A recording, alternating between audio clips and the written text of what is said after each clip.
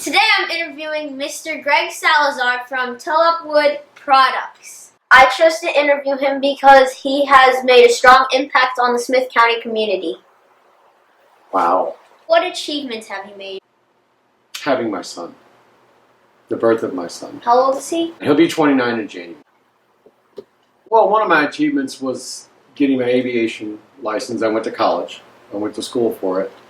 And the other achievements, some of the bigger achievements is building big houses. And you just learn.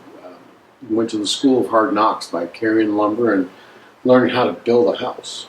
You know, that was a big achievement for me, to be able to walk up to a hole in the ground and walk away and there'd be a house standing there. That's a huge achievement. 100 years from now, if barring the thing doesn't burn down or get tore up by a tornado, that house will still be sitting there. So, and that goes as well with furniture. Those are big achievements. Whenever I build a piece of furniture, that piece of furniture is going to be around for 100 years, long after I'm gone.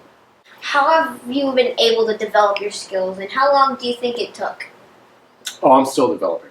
I'm still learning it. I've forgotten more than most people know when it comes to woodworking and stuff like that, but I've always got an open mind. How you develop skills is by listening and asking a lot of questions. The dumbest question ever asked, a question that was never asked.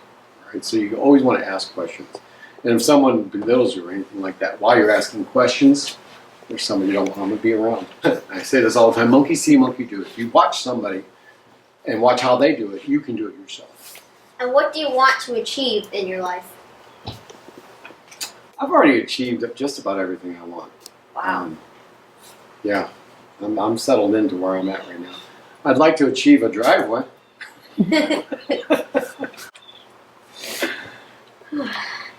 If you had the opportunity, what would you like to teach others? If they're worthy, if I had the opportunity, there's been a lot of opportunities where I could teach someone something, but if they're not going to listen, I have no time for them at all. The time that I spend with you and your brother and your mom, I will teach you anything you want to know if you listen to me. But if for one moment you decide that I'm not interesting anymore, or whatever I'm teaching you is not interesting, it's now becoming a waste of my time.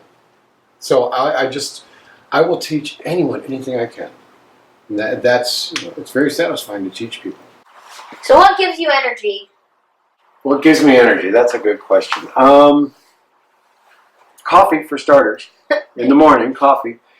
But I would say seeing other people smile and whatever I'm doing for them gives me the drive to keep going and doing.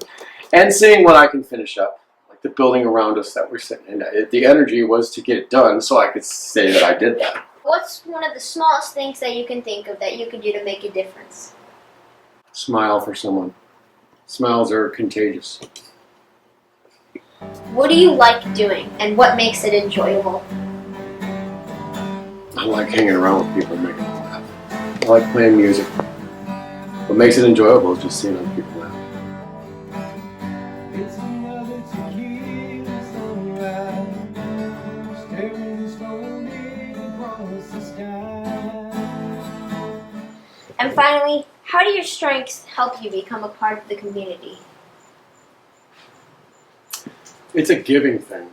I found out that the more I give, the happier I am. That it comes back tenfold. Most recently, I was away for a while, and all these people came up my driveway to take care of our yard and our land for us. That comes back tenfold. So when I give, I've found in the last 20 years or so, the more I give, the better I feel, and the more that I'm building this giant community around me.